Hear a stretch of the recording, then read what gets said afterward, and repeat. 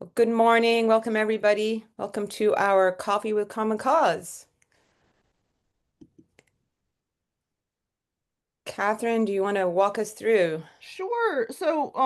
Welcome, welcome. We're gonna do a No Kings. We're gonna talk a little bit about the kinds of projects we've been doing. We are gonna talk about redistricting. You'll see that we need to fix our agenda a little bit. There's some Yep. typos there, but we'll do that before we send out the follow-up.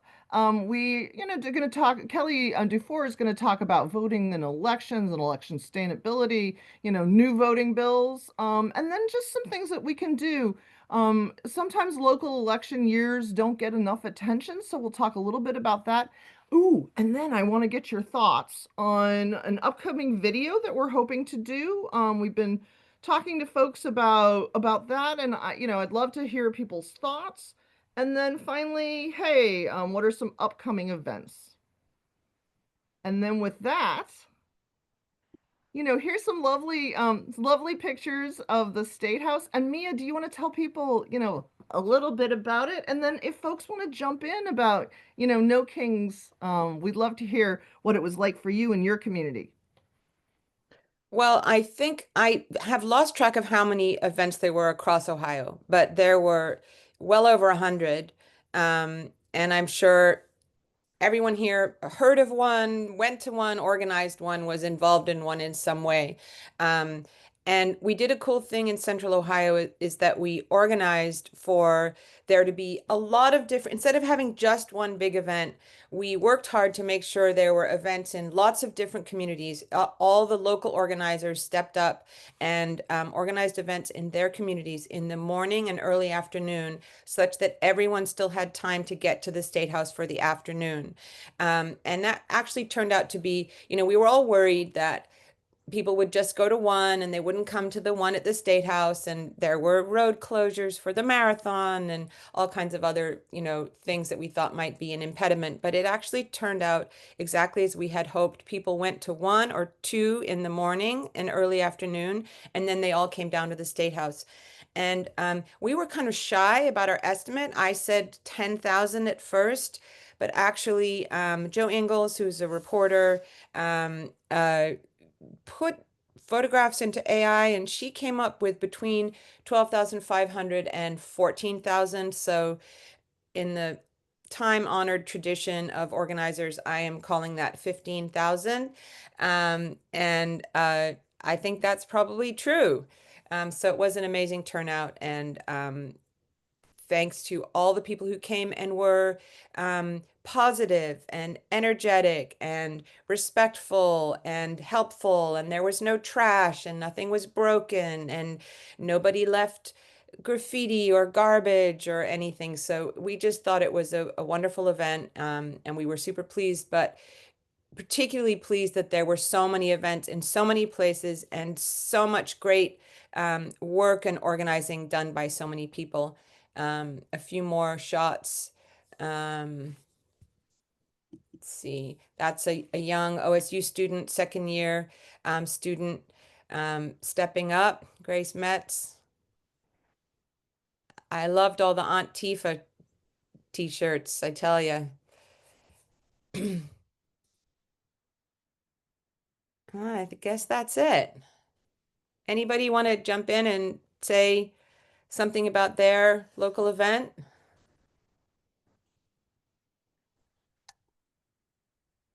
Don't be shy. So Well, I went to a confirmation this weekend. So I was actually in Massachusetts, and it was this small town with a rotary or kind of a traffic circle in the very center of town, and maybe 300 people. I was like 250 or 300 people. And I was just really moved by it that, lovely guitarists and just people being super excited and running into neighbors. And it was a lovely event. Oh, and once again, the signs. I love those signs.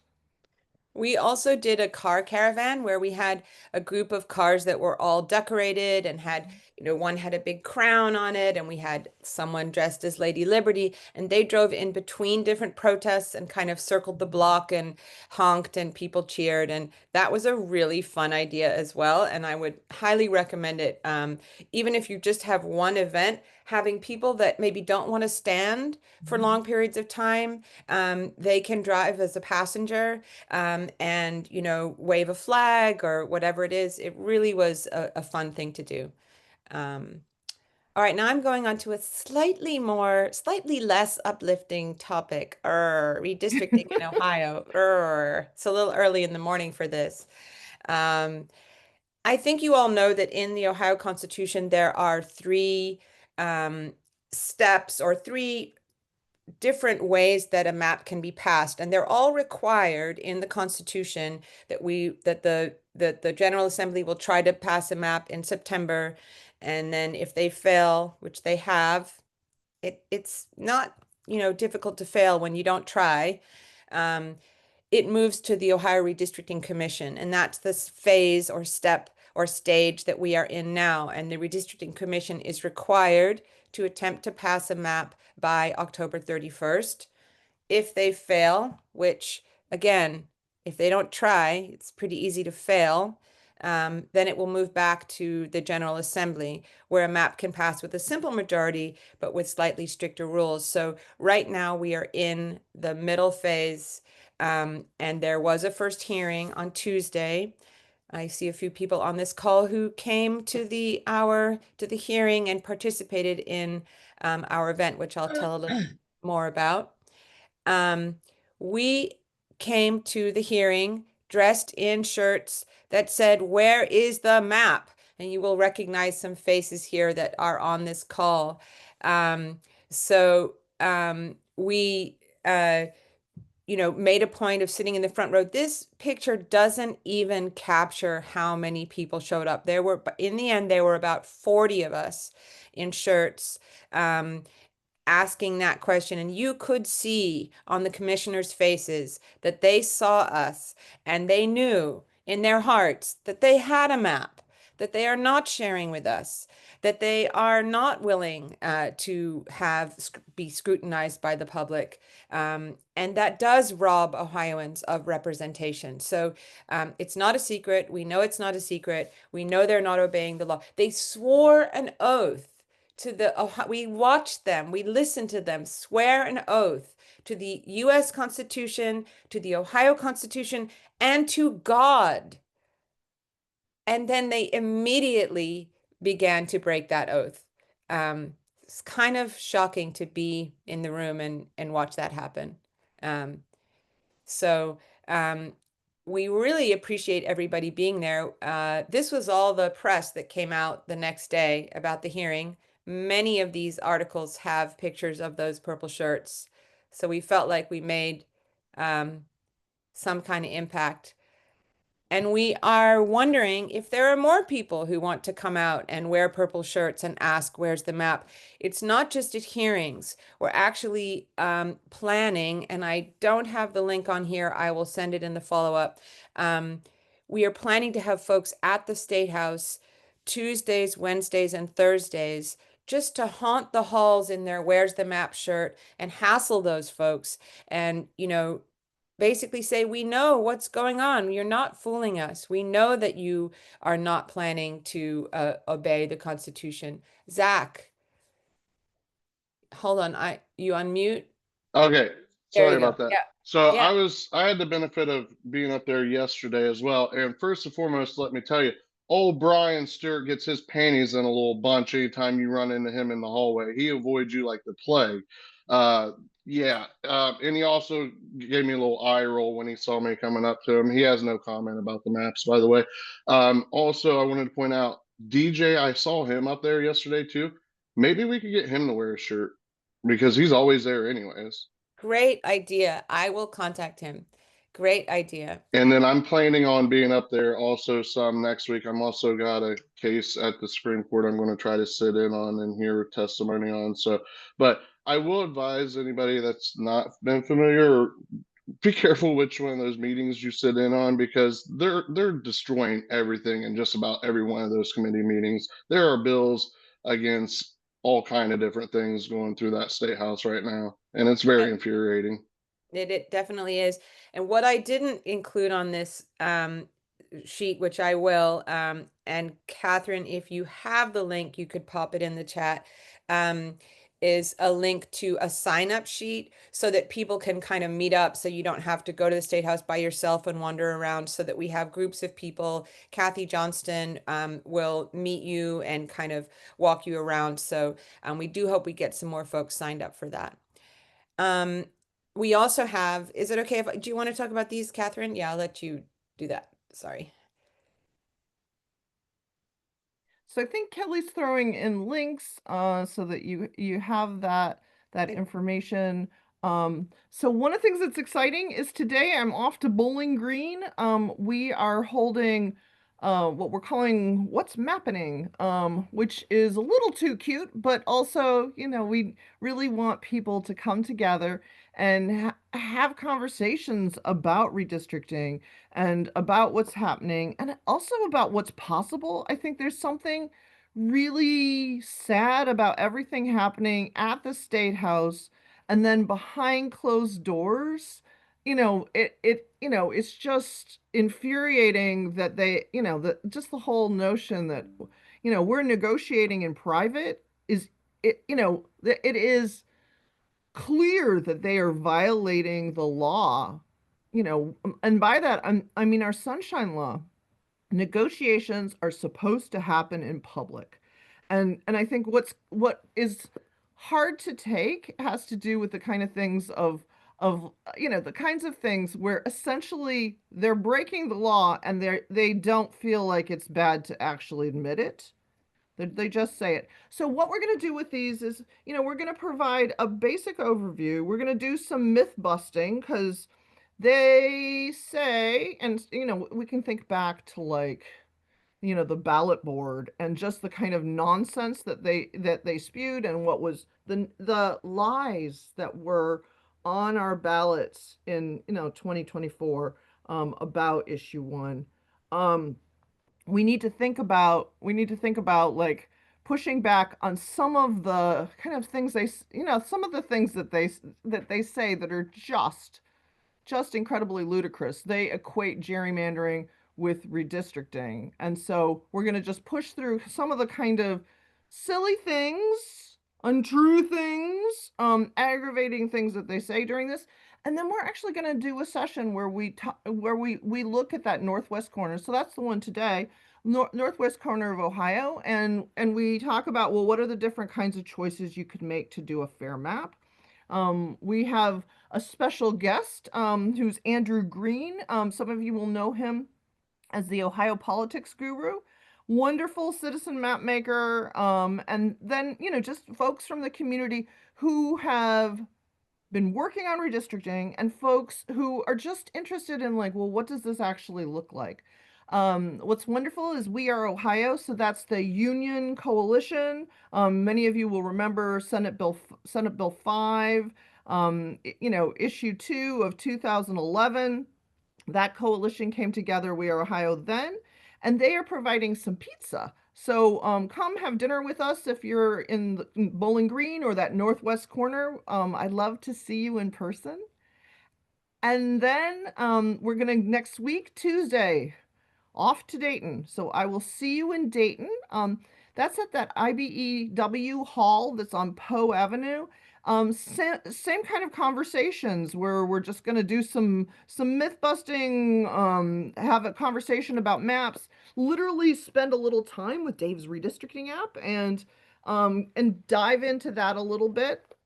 One of the things that I love is in preparation for this, Mia got me all prepared. And she in her garage found all sorts of maps from competition winners and all, I can't even imagine what her garage is like. Probably similar to one of my back rooms. Uh, and so we have big blown up maps so people can look at those a little bit more closely, but we'll also be doing, projectors on computers so that you can really get into community. And then we're off to Kent. And so these are just three for October. Depending on how things go, we'll do some more in other communities. We just feel like this is a real opportunity, to come together, to hold community meetings. Is anybody from Bowling Green on the call? Dayton or from Kent? And if you Zach are, is Zach is going to be at the Dayton one, and he's okay, going to good. come early and help you, All right, well, good. Please, please. which is awesome. And I just wanted to do oh, good. I'm glad Bill will be there and Ari and Awesome. yay, Look at this. This is so Donna. great. Well, wonderful. Yeah. So, and I just wanted to highlight, so this is Fair Districts Coalition, General League of Women Voters and Common Cause, ACLU and others. And then we have We Are Ohio and the Equal Districts. These are the folks that did the citizen map making. They had the Citizens Redistricting Commission. And so I was just glad we were all able to come together to do this event. And please come. And if you're not in this area, please spread the word. I know it's last minute, but we'll feed you dinner. And Yay. with Awesome. Thank you, Kelly. Kelly's just put in the chat there, the link that I just created last night, so it wasn't on the other list of links, and it's the actual sign up for specific times to come to the State House and meet others in your Where's the Map shirt. and I have to say, I love haunting the State House in October. That's right. Right near Halloween, we're so scary. And It'd I, be I just, awesome if we could go up there on Halloween in full and just go trick or treat and be like, knock, knock, knock. Where's the maps? Where's the I, maps? I think this may have to happen. Um, I'm going to go back for a second, and I just want to say something about these three steps. So we've already failed the first step. The second step, if they pass it, it's something that comes out of the commission and it's not something that is subject to a referendum. If they don't pass a map in this second phase and they pass it as a bill, it is something that we do have the power to referendum. And what that means is that the people get together and collect signatures. And if they collect enough signatures from enough different counties, a referendum goes an issue goes on the ballot in November 2026 to ask the citizens whether or not they want that map.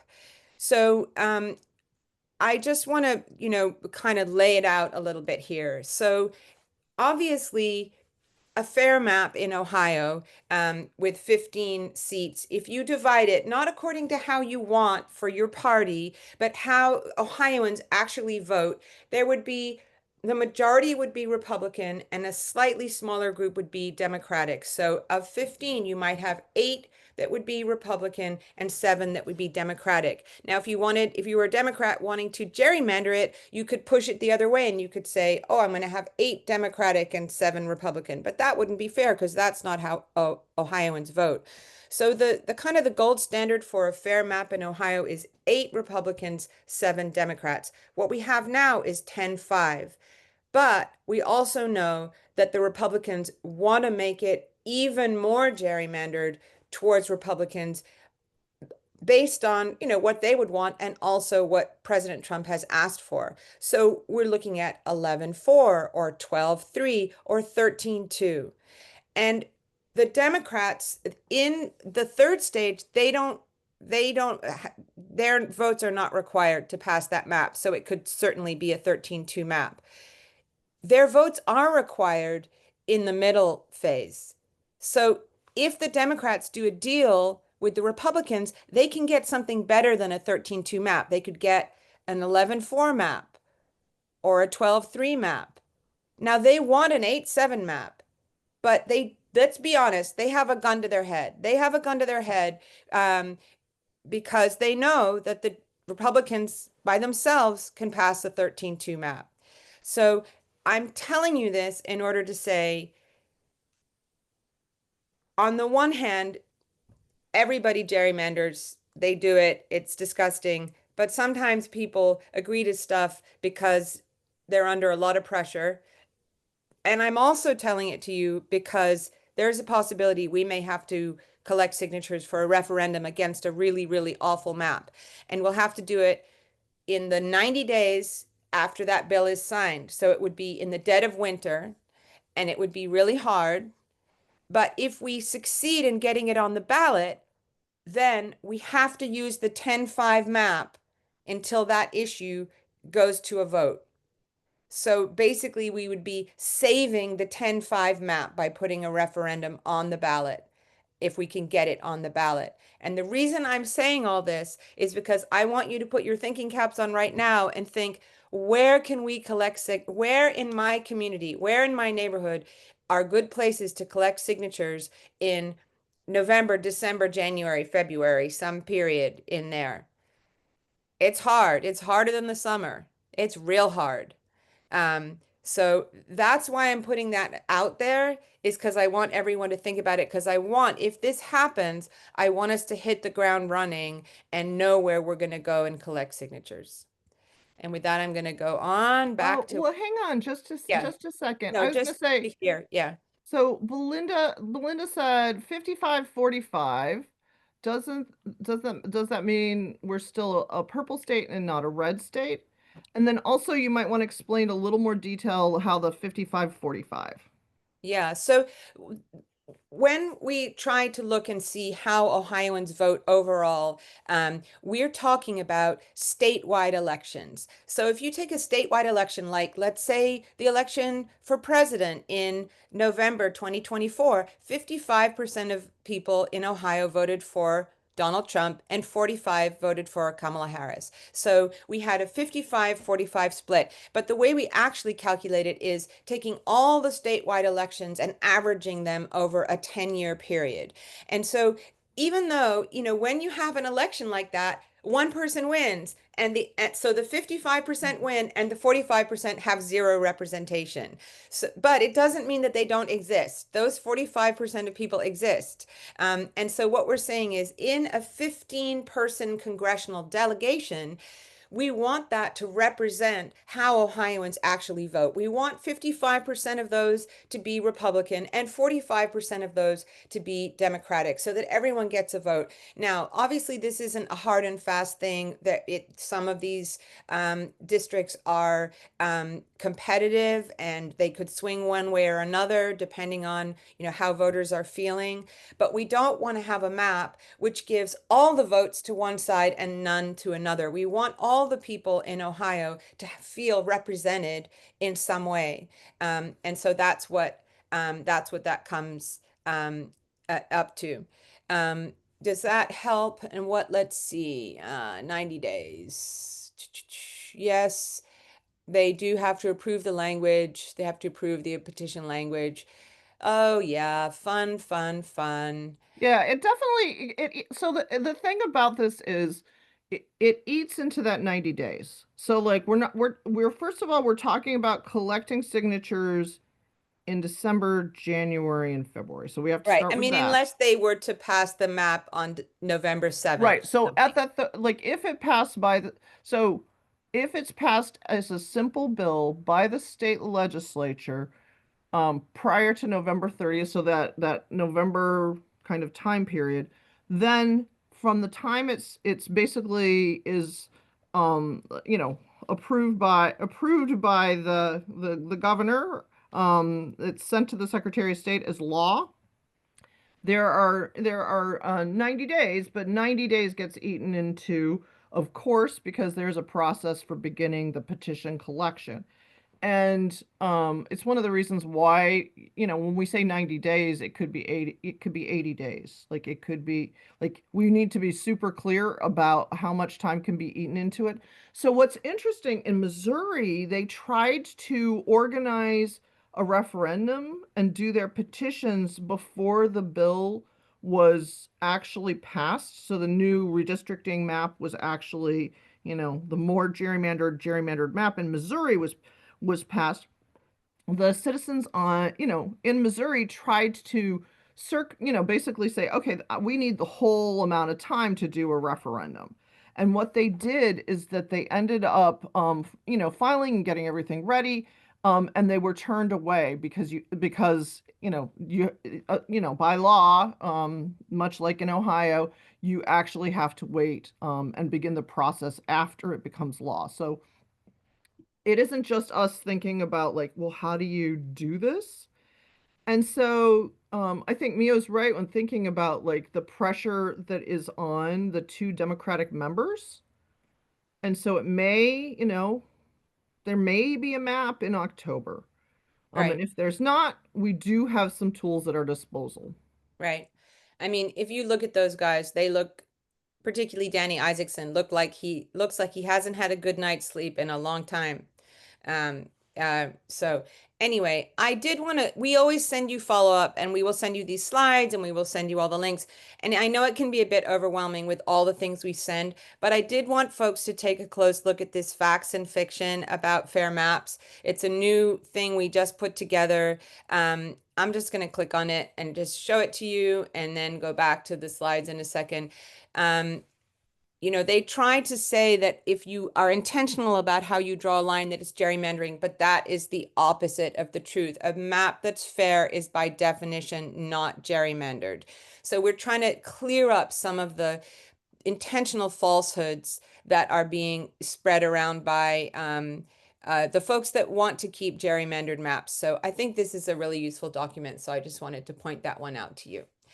Okay. These are ways to follow what's happening, the Ohio channel. We have some tips for testifying, all of these kinds of useful things. We still have this action to call and ask where are the maps. We have links to maps that have been submitted, and all of these useful things for you to be pushing about maps. So I think we've talked about redistricting for long enough. I am going to turn this over to Kelly to talk about elections and voting. Because it's going to get better on this side, right? Yeah. So, good morning, everyone. It's getting challenging to title slides these days in terms of what we actually refer to as election threats, and how we're working to keep our elections just sustainable and functional, and have folks stay confident in the fact that elections are, um, you know, still running. They're still operating, despite the news sometimes. But there have been two recent actions working against voters at the federal level. There's definitely more than two. There's funding concerns and all sorts of other things. But in relevant, like recent news, this little agency commission, the Election Assistance Commission, is a bipartisan commission at the federal level. And it, over the summer, received a petition from Stephen Miller's America First Legal Fund. It was hey, we think, here's a petition from us to change the federal voter registration form. You should change it to include documentary proof of citizenship. This technically is the third assault on elections in this form that we've seen. The first being the SAVE Act that has stalled, thankfully, in Congress right now. The second was the president's executive order, which everyone's questioning the legal standing and litigating that right now. But then now this, right? So this is some people call it a front door or backdoor attempt to just say, hey, we think documentary proof of citizenship should be on the federal voter registration form. Now, not all states use that federal form, but it does put it out there and set precedent for best practices. And so I guess we'll say the side against allowing everyone to vote collected a ton of public comments. So the commission actually put it up on for public comments, and there were a few 100,000 flooded their stream with these comments. So our side got to work, and public comments closed this week, but there were over 380,000 public comments submitted, and of those, 140,000 of them were pro-voter comments. So 40% of them were, folks that are trying to encourage everyone to be able to have a vote. What comes next, we're not sure. In normal times, when we're not in the upside down, it requires 3 of 4 votes from this commission. This is a bipartisan commission, and so we're waiting to see what comes next. But this is definitely something that's not even normally on our radar. As the Election Assistance Commission works with voluntary guidelines, they help execute the Help America Vote Act funds and help states, do their financial audits. And so this is a new space for us that we'll continue to watch. There's also, I'm sure you've seen in news over the last couple months, the Department of Justice just coming to states and saying, hey, we want your voter rolls. States saying no, then some states being sued. Here in Ohio, our Secretary of State's office said, hey, our information's online, so you can have that. And the problem is really whether states are turning over full voter rolls with social security numbers and driver's license.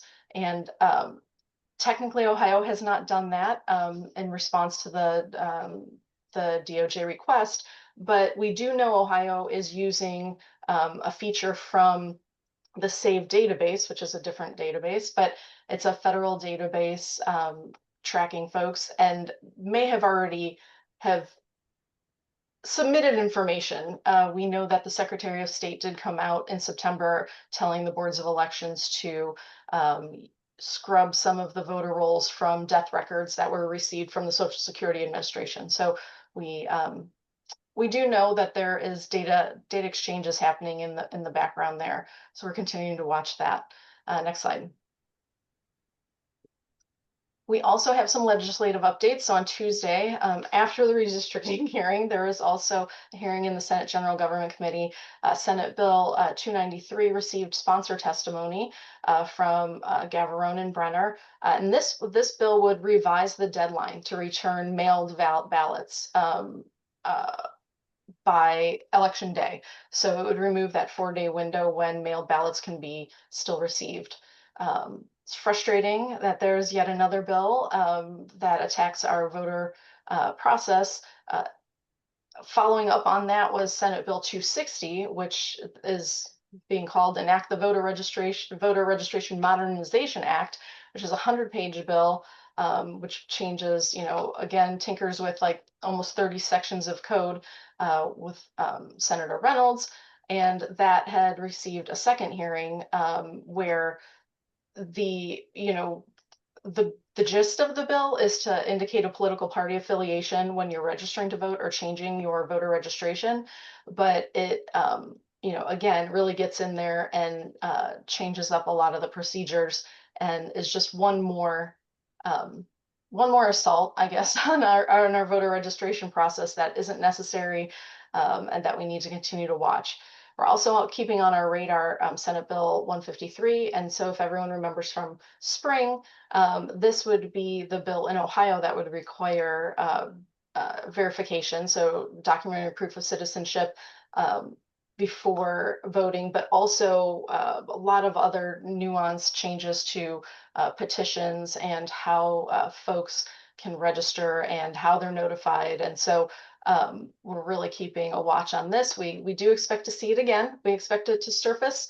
And hopefully they've been working with election officials to make sense of this. A lot of it was almost incomprehensible, but we're hoping that it comes back in a better way.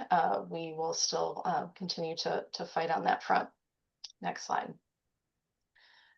Just to remind everyone, we are in voting season, right? So early voting is happening this week, 8 to 5. Next week is generally 7:30 to 7:30, so they're the later hours next week. On Tuesday, it's open till 8:30. We do have an early vote weekend at the boards of elections. That's November 1st from 8 to 4, and Sunday, November 2nd from 1 to 5. Obviously, polls open on election day, November 4th from 6:30 to 7:30 p.m. There is no more voting on that Monday in between. we encourage everyone to, well, applications for ballots must be received by the 28th, but hopefully nobody waits that long. We encourage you all to, if you are mailing your ballots, make sure they're postmarked in time. Um, must be done by November 3rd, because we do still have the law where we those can be received after November 4th, but you can return them also in person to your local board by 7:30 p.m. on the 4th. VoteOhio.gov has all the information you can need in terms of finding your polling location, checking hours, and seeing what's on your ballot. Next slide. So with all of that going on, we do have an upcoming poll monitor training. We know it's not the sexiest work, but it is really important to get the eyes and ears on the ground at polling locations. We work through early vote and on election day to have folks out in the field that are able to relay questions or concerns to us through the 866 Our Vote National Election Protection Hotline. And so this is a quick refresher training on what our poll monitoring is and how you can sign up or check in at your polling location on election day. So we will send that link out as a follow-up, and we encourage you to share it. If you're able to share the graphic or share the information with others, we would really appreciate it. Next slide. Okay, lastly, we also have in our links document a few different toolkits. So there's election protection toolkits and graphics, basic confidence in elections graphics, and messaging, and then a get out the vote toolkit that you're able to use if you share information on social media. I think that might be it. All right. Thank you. Kelly, what does the poll monitoring training involve? How So the long poll is it? monitor, And like, just to give people a little bit of an insight into it right now. sure. So there's a national hotline, the 866 Our Vote hotline, which anyone can use throughout election season, that is monitored by volunteers with legal knowledge and understanding the voting laws. And so if folks have a problem, they can call that number. Part of what poll monitoring is making sure folks have access to that number. So we work to get that signage out at the polling locations, but we also train volunteers to go to a local polling location to them, maybe one or two throughout a shift, a 2 to 3 hour shift of theirs, and just check in to see what's happening outside of the polling location. So these positions do not go inside. These volunteers are just trained to be a friendly face to voters, ask if they had any problems or need any support, and be there with the resources and the hotline to help folks that way. Well, and I was going to tell everybody that when I'm traveling to the different locations, I will have some yard signs, election protection yard signs, if you want to help Nice. get the word out. Take it to your polling location on election day. Because half the job is making sure people know who to call, on election day when there's a problem. Thank you. Yes, we have an extensive network of folks, staff, and volunteers that work behind the scenes to actually respond to those calls. So if there is if there's a local call or a local issue, we're able to hop on that right away, get in touch with the boards of elections officials, or help that voter get the right information of their where to find their location, or making sure that they are in the right place. And so it is a really cool resource for voters to know about, for sure.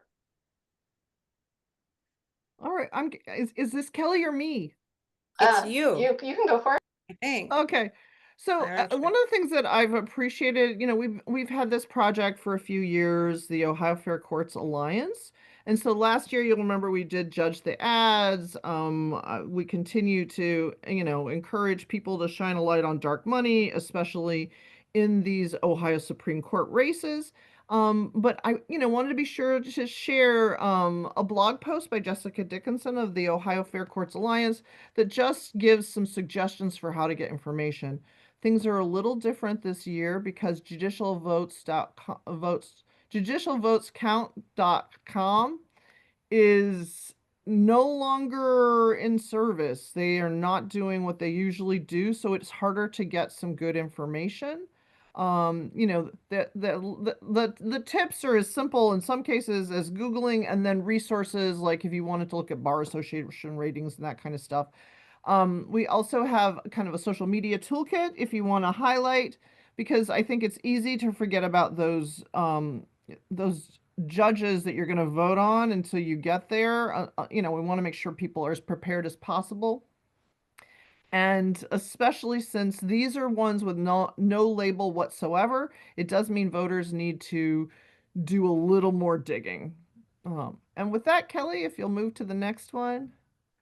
So we've been doing this, so as part of the Ohio Fair Courts Alliance, we've been in this process where have been preparing to do a video, checking in with people, and this is the kind of idea of a video that really is about the need for a strong judicial system. So as we've been thinking about kind of all of the different attacks on the judicial system, the horrendous decisions that have come from, for example, the U.S. Supreme Court, and we can start with Citizens United versus FEC in 2010. We wanted to just, this, as you can tell, is highlighting the Ohio Supreme Court, but the idea of, well, like, what is it if we don't have a vision for what it is that we want in our court and what we deserve in our court, then we are going to keep having a system that's really problematic. And I know we're fighting on redistricting and we're pushing back on actions by the Trump administration that violate people's rights, but we also need to be thinking about the courts. So if you have suggestions, if you look at this and you're like, well, that doesn't seem quite right, or I would like to see something slightly different, this is something that we will be putting together in the next 6 weeks or so. But this is the basic outline that we're sharing with the artists. And so suggestions are appreciated. The other one where suggestions are definitely appreciated. So I don't know about you, but I found the Ohio Supreme Court deciding that boneless chicken served at a restaurant, that boneless is a cooking method, that the Ohio Supreme Court determined that the restaurant was not responsible because boneless was a cooking method. Unbelievable. And so pro-business and anti-consumer that I wanted to be sure as we go, especially into this 2026 election, that people are thinking about what is it I want, what is it we want in the Ohio Supreme Court? And also we wanted to make it so that people could understand the absurdity of the decision. So, this video focuses on the really boneless chicken club. So, the boneless chicken club, that whole idea of I care about consumer safety and I'm a voter. This one is clearly tongue in cheek rather than the straightforward information about wanting judges that are umpires. And one of the things that makes it a little bit complicated.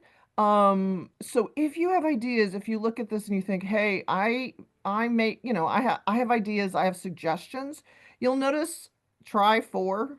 So this is our fourth attempt at thinking about this. We've been kind of asking people if they had ideas. And so if you do, please let me know. And then also feel free to jump in. So like if you're looking at this and you're like, oh, this is the text is almost too much, but I wanted people to understand a little bit more when they just looked at this. We have been going back and forth about naming names. I, for one, always think you should name the villain, so to speak. Like you need to name the responsible person so that people actually understand, who made this decision. And they're not on the ballot, but it's important for folks to understand who they are. So this is the other part of like what makes good sense. How should we actually do this? Oh, and Wanda, you're right. List the dissenters too. So I think that's the other part. Like I feel like it's very important for folks to actually understand in a digestible way the kinds of things that are happening with the Ohio Supreme Court. And you all will remember, the Timken plant where a guy, a worker at the Timken plant up in Canton, died as a result of nitrogen gas. And the Ohio Supreme Court determined that his family, his widow, didn't deserve extra compensation from the Bureau of Workers' Compensation Wow. because, Anything going on? Hold on. sorry, Pat, just didn't deserve compensation because nitrogen is not poison. And of course, nitrogen is at this point being proposed as a way to execute people. So anyway, I just want to make sure that folks understand the kinds of decisions that are happening at the Ohio Supreme Court. And so if you have suggestions, please send me an email. Kelly will pop my email into the chat. And with that, All right, tell I us think about the State House back to tour. me. Yeah, so one thing we've kind of decided to do at Common Cause is get together more often and spend a little bit more time at the State House. So last month we did a tour with the Rooster, that's DJ Burns, and you'll see he's touring us around, and he actually knows quite a lot about the history of the building, and that was, it was very informative, but also fun to be together. And this month we had that, where's the map hearing, we all came together, but we will be inviting you periodically to come and meet us at the State House and go to a hearing together, maybe watch a session in the House or the Senate, or maybe we'll do a lobby day and go and talk to our representatives, something like that. So just kind of letting you know that that's part of our plan. And then I think there's some upcoming events. We've talked about most of these, the What's Mappening events in Bowling Green, Dayton, and Kent, the election protection uh, trainings. We do an OVRC membership call every other Friday at noon. And Common Cause has a ongoing Tuesday and Thursday People's Promise phone bank where people call in. Usually what it is you're calling voters and asking them to call their senators about an issue. And then I don't think it's the 16th. I think it's the 12th. The Fair Districts Huddle is on the 12th, I believe. We will send that link. That's our monthly redistricting get together. The one in November should be pretty fascinating. And then our next coffee with Common Cause is on the 20th. And I think that is it. Again, we'll send you these slides. We'll send you a recording. And we're happy to, if you have questions, let us know. We appreciate everything that you do. We love to see you. It was really great being with such a huge team at the State House. I tell you, taking up those front rows, that's what we should do every time. We tend polite, and I believe in politeness and I believe in respect, but you can't, if somebody is treating you, in a fundamentally dishonest way with the veneer of politeness, then that's a different thing. And what they're doing to us is fundamentally corrupt. And so, we need to kind of get that in our head.